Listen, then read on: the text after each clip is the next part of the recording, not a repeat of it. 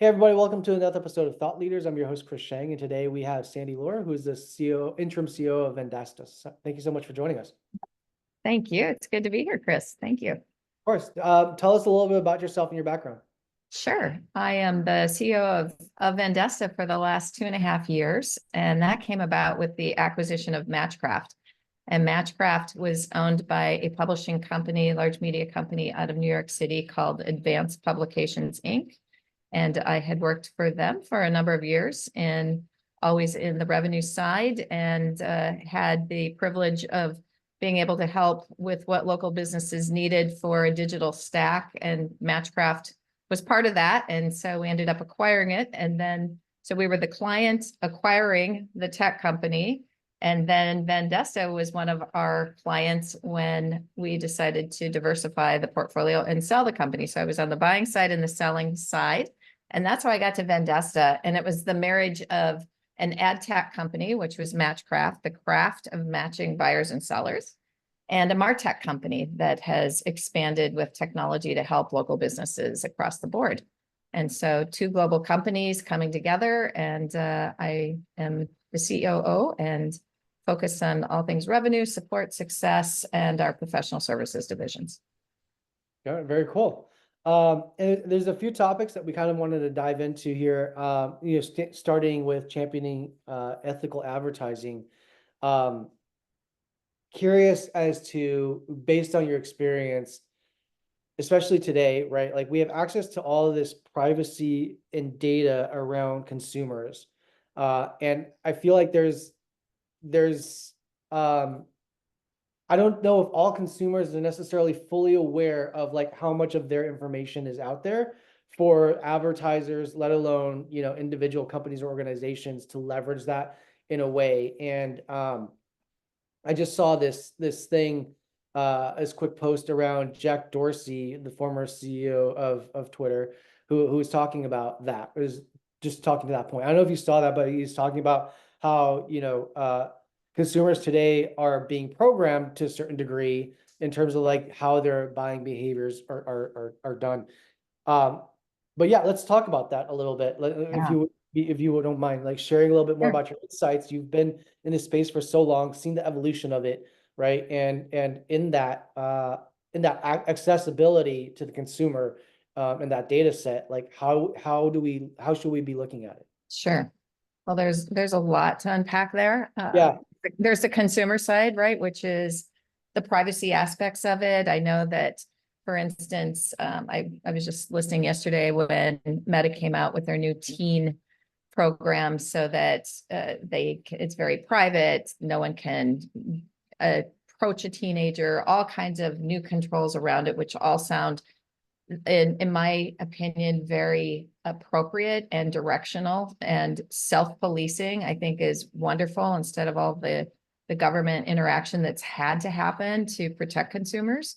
And so I think the more that the big players can do and that we can all do to help protect privacy and data is appropriate. On the other hand, I think we as consumers also appreciate when content is delivered to us that's appropriate, and that it knows my interests, and it knows my shopping patterns, and it knows my daily life and my family and my dogs and pets. And so I get information and content delivered to me that I appreciate. And so I think there's the counter side of that is that data. I think the data is worth a lot. I mean, I think there's been models that's been tested on consumers getting paid for that data. And how much your footprint is really worth is pretty interesting as well. I think I approach life that just about anything I do is being monitored or being seen. And so if I want to completely lock down, I take appropriate actions. And otherwise, I assume that pretty much anything I'm doing, I'm leaving a digital footprint somewhere. I think from the business perspective, what we've been trying to do to help with businesses are being confused with, well, what's this AI? What do I do with this data? Is to recognize how valuable that data is and to be a conduit to help. We have a channel partnership. So we go through agencies and media companies that are dealing with local businesses because we're trying to impact and reach as many local businesses as possible.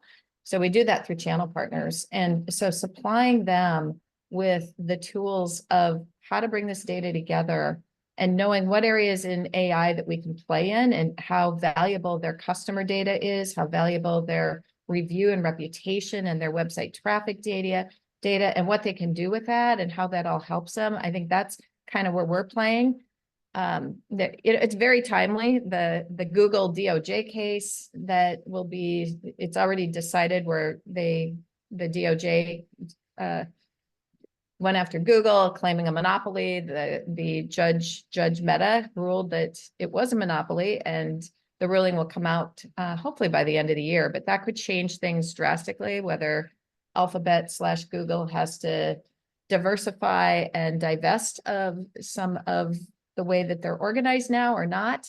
On the other hand, just yesterday or the day before, this week anyway, when the European Union came out and actually annulled, it was, I can't remember exactly, but I think it was at $1.7 billion claim against Google, and they annulled it and said that there wouldn't be a fine in that case, even though Google was found to have unfair practices, but it went back to 2016, and they basically felt that they had changed their practices even before the ruling. So 8 years later, they annulled it. So I think there's a lot there. I mean, there's things that we're doing to protect for that. There's things we're doing to help monetize for local businesses for that. And there's things we're doing from the ad tech side just to make sure that some of these players aren't the only game in town. And so running campaigns with multiple channels, having the transparency of our own bidder, instead of Google's algorithms or Meta's algorithms, which change or in this black box that they never divulge. They don't divulge when they change pricing or anything else. So all of that transparency and quality are things that are just built into Vendasta and MatchCraft. And so I think that's what we bring to the table to try and counter what could be unfair practices stemming from local businesses or even hurting local consumers. Interesting. Yeah, I mean, I feel like one of the things that you mentioned, like the Meta's changing of their policies for teens and stuff. I mean, I feel like that's part of it too. Is like, I think the data can be, you're trading convenience for privacy to a certain degree, but also I think like for us, like we've kind of like grown in a world where we saw the growth of that and the delineation of that and evolving into the acknowledgement that we are doing that trade. So to me, it's almost like when I'm on like Instagram or like on Meta and then seeing that it's tracking AI, it's using AI against all my searches and it's plugging into an algorithm. My concern has always been around like, at what age is that feature there and collecting information? Because at a certain point, depending upon where you stand on the maturity of the brain and its development, like you are influencing to a certain degree that independent thinking, right? Where it's like there some of these algorithms could be shaping a young person's mind way too early and then pushing them down this trajectory of consumption that us as adults that have seen this evolution are much more privy to and aware of. And so I'm just kind of curious as to, what your thoughts are on that with the changes now that's coming. And you talked about, self-policing versus like having the government entities involved, like how, if we could dive a little bit deeper around your thoughts around that too. Like, obviously it is great to have the self-policing, but I also believe that a lot of these institutions are forward-facing, saying one thing, and then also behind closed doors might be doing something completely different, right? And I think like, even with AI, like I think, I don't know, like I saw the talk on Oprah about it and with Bill Gates and Sam Altman, and like, nobody's actually, with the AI stuff, it's a completely different topic, but I feel like for all of these things to be realized, in addition to the privacy of information of individuals that have to feed that AI in order for it to become smarter, is also the drain on resources, like resources of energy and raw materials, in order for us to ultimately, it's like a race against these against time to deplete these resources to realize the potential of AI as well. Yeah. Anyways, I think you bring up a lot of interesting points there. I would have to study your initial question and kind of train of thought there on policing for children and teenagers, and at what point are they ready to be Yeah, exposed to the big bad world? yeah, I don't know. I know as a parent, I think that you can never just rely on something like Meta to determine those things. I think you still, like, what age should somebody have a phone, and what age should they be reading X books versus Y books, or watching PG versus other, or whatever. I mean, I think that has to, you can't take away parenting based on this.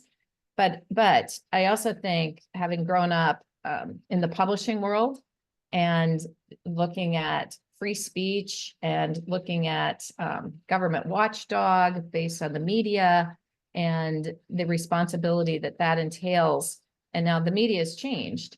And so I actually worry about whether we know opinion versus true news, and whether we recognize whether something was actually reporting an unbiased versus opinion. And it's very hard these days, because it's actually hard to find unbiased news sources and media sources. And so I think those things all enter into that. When it comes to the self-regulation, I think that my point is, too much government control is not a good thing either. And I think everybody agrees on that. And I also think that, I mean, the big guys are under attack partially because they work well and they're good at what they do and their trade, or they wouldn't have the perceived monopoly or court judged monopoly that they have today. But I also think that the local business can vote with their dollars. Like, you don't have to run on Google. You don't have to run on Microsoft or Yelp or Meta or Instagram. But if it works, you're going to.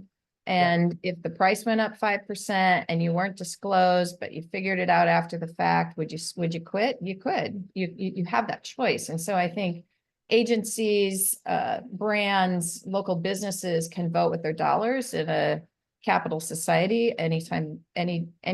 So if it's not working, and I think that's really important to our business model, which is just proving ROI and helping local businesses see results. At the end of the day, they want ka-ching, ka-ching. They want their phone to ring. They want somebody to ping them, and they want to be able to capture that. And so we help them do that. Like that's a big thing with us for AI, is to make sure that that information is captured. And if it's a AI lead gen form on their website, we want to find out as much as we can about that person and help them while they're selling their wares or performing their services all day long, and not have to worry about that. And so we do that in a way that's automated, and they don't have to sit there and wait for it. And with AI, man, it's open 24/7, never sleeps, speaks any language, always friendly, knows your business inside and out. Like, all those things just work so nicely for a local business. So I kind of switched there, but I hope that helps with the discussion on what kind of policing and regulation and where we need to go to help local businesses, because that's our goal at the end of the day. Yeah. I mean, speaking of the local businesses, like, how do you feel like the way that they're trying to capture their customers' attention has evolved in the past couple of years with a lot of the technological advancements? Granted that, I'm sure, like, there's a steeper tech learning curve across the SMB space, and so it's probably not evolving as quick as maybe like in the enterprise community and things like that. But I'm sure it's still, they're aware of it, and they're aware of this is a wave that potentially is coming. But in terms of like real time, how has it been impactful at all? And if so, what elements of the different, changes and evolutions in tech has been useful? Yeah.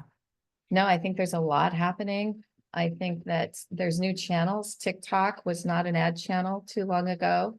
Amazon is now your number one search engine for anything that's consumer goods related.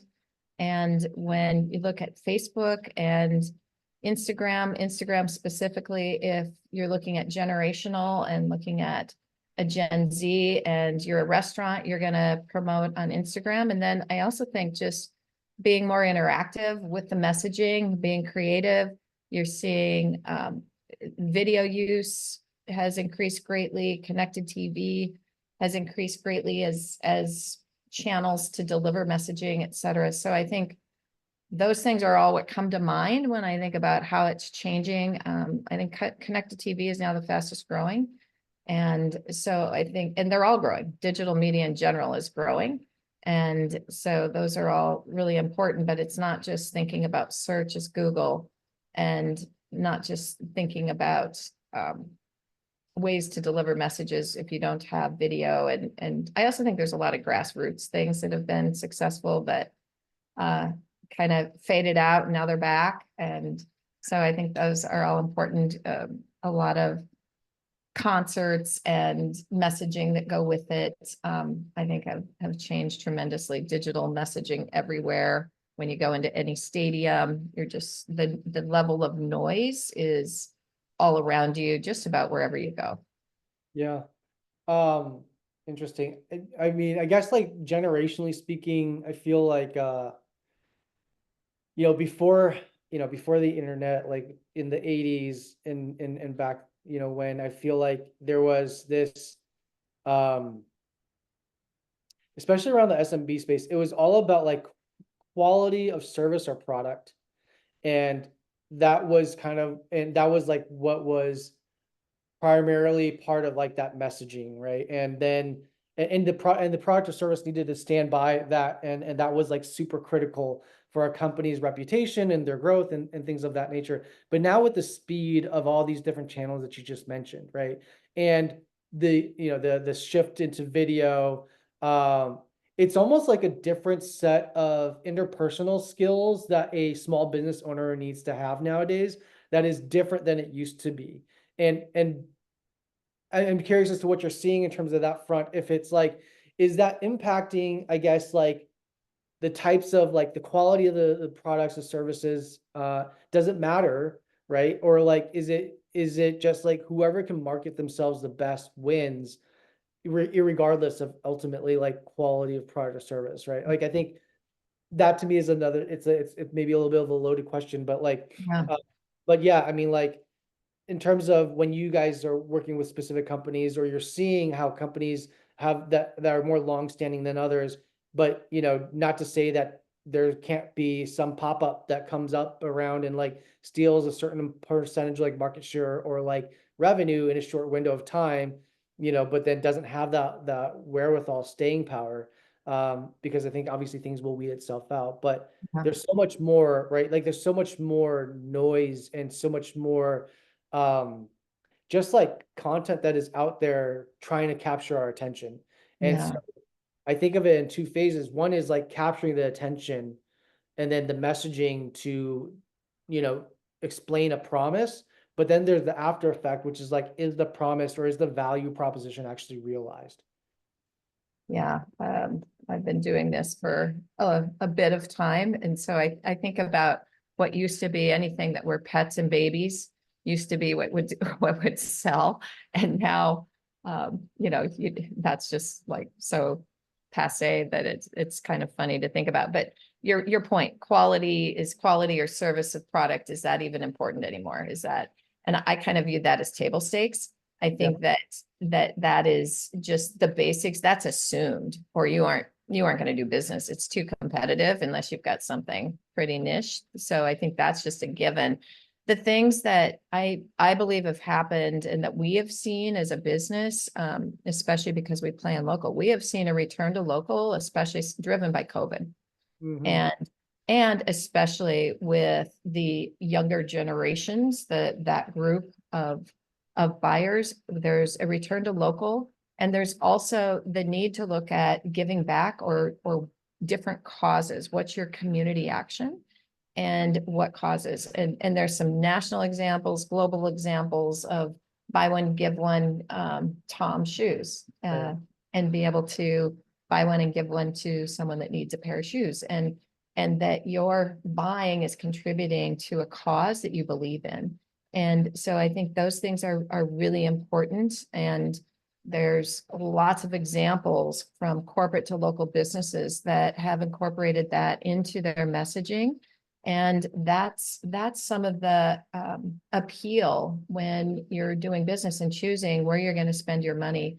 And I also think just delivery and how you're able to reach out to consumers and respond to consumers. I mean, would you call a business today, Chris? Like I don't want to talk to a business. I don't want to pick up the phone and call them. That's just not going to happen. I don't know about you, but Yeah, that's I mean, I something. think unless it's like a service business, like, outside of that, like a mechanic or, a doctor's office or something like that, most times I'm not picking up the phone. Yeah, we actually participated in a survey from a company called Dialogue, and they have found that 73% of consumers prefer using web chat over email or calling, that they won't call. They prefer a live chat as opposed to just having canned answers. And so I think those things are really important to be able to respond with technology solutions that automate that for a local business, because I think most people are just not going to want to pick up the phone, or if I can't go online and also have calendaring and being able to schedule right there, it's probably not going to be somebody I choose. Or if I don't see enough reviews, I mean, those are all things that I think have changed. And if you're going to really reach out to the generations today, you have to incorporate that. Absolutely. Um, well, let's shift gears into one of our other topics here, which is like strategic leadership. The idea of strategic leadership, especially across like tech and media. Um, what do you feel like is, again, like you having spent time in this space for, being an expert in this field, and that the maybe both soft skills and hard skills that has changed, in previous years to today, and what do you think is going to be even more relevant for strong leaders to have in the future, in the near future, the near term future?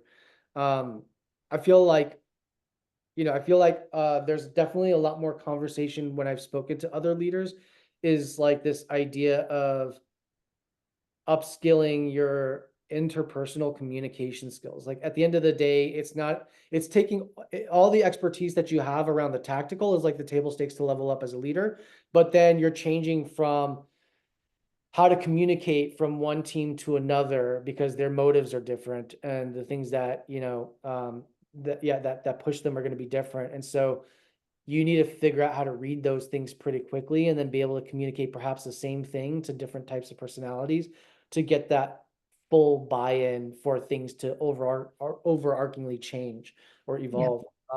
But I'm curious as that if any of those things have changed, if you're seeing a more lean into like empathy, compassion, or is that not as critical, versus like some the way that leaders have been in the past. Yeah. Wow, you pack a lot into every question, Chris. It's like I have to think through. Okay, let me start with the people side because I think that's really important to leadership. And I do think that first off, in the tech world, the the competition for talent is great. Yeah. And so we actually have a global company. And so we have headquarters in Saskatoon, Canada. We have offices in Florida and in India. And so understanding the cultural differences is extremely important as we look at our culture and our morale in each of those different areas. So 3 different countries, and North America isn't North America. I mean, there's different scenarios there. I know that when we had a company before we went remote in California, we were in Santa Monica, and certainly just looking at differences there versus our team in Amsterdam. I mean, there's just all kinds of cultures. So understanding what's important in the cultural differences, I think, is really important. Empowerment is important as well. And so empowering your team, and you need to make sure that if you're a top-down company and you think that the decision making can be held, tightly controlled, you're not providing the opportunity for growth. And so we actually really encourage a growth path for all our employees and be able to share that from the beginning. Retention is extremely important because recruiting and hiring is it's costly, and then retaining people is really important. So I think all those things go into it. What we try and do is make sure that we are very transparent on our goals. So we set corporate goals that are annual, and we have a 1 year, 3 year, 10 year, and we share those. We focus on those. And that's a big thing, is to focus, but also taking those then to each department and have quarterly goals that cascade from those corporate goals. And then at an individual level. So you have departments, you have divisions and teams and individuals, but everybody in the entire company, we've got about 700 people across the globe, and everybody knows their role in helping to achieve those corporate goals. And so just doing that, I think, is really important because it keeps your focus. And I know, there's some gurus out there. One that I always like is Radical Focus, Christina Budke, and she's a professor at Stanford, but she's also been at LinkedIn, Zynga, Yahoo. And she really talks about that cascading and making sure that you are clear, you're constantly communicating what those goals are, and then focusing on it and keeping that noise out. So I would think those are important from the people side. From the people side, AI is a mixed blessing, right? Because there's job security. Is this going to replace me? And we deal with this in all of our divisions. And we require, because we are an AI first company, and we require AI to be utilized in anything that you're doing, in any aspect of your job that is redundant, it's repeating, and it's something you're spending time with on a daily, weekly basis. We should have AI that's replacing that. And so we want to make sure that we are constantly doing that. But that also means, what do you do at that time? How do you, and so upskilling and having a higher, the value of the work that's being performed from each individual has increased in addition to their skill set, because of AI coming in and helping with some of the more day-to-day repetitive tasks and things that we were doing. And so it's extremely important that that's part of what you're transparent about, or you're going to have this mass exodus of people saying, well, gee, my job's going away. And so balancing that, I think, is really important. And then, and in some cases, you might be overstaffed. And so trying to do your best to find those positions homes is important, and helping people change roles or doing that as much as you can, I think is really important. So those would be some of the things that come to mind in terms of leadership, being able to focus on the people, making sure you understand the culture globally, and that you create those opportunities and they understand their growth patterns. And then the focus side of things, setting your corporate goals and making sure that everybody cascades from those, and that you have that as a regular cadence so that you're constantly updating those goals, changing when they're needed, and seeing what works and what doesn't, and focus on what works. Very cool. On that note, I want to say thank you so much for your time and sharing your insights and your area of expertise, and it's super helpful. And yeah, hopefully our listeners can gain some value here in terms of how the landscape has shifted a little bit, and also what to be on the lookout for. So thank you so much. Thanks, Chris. It's a pleasure. And if anyone has any questions, just reach out. All good. Thank you. Bye-bye.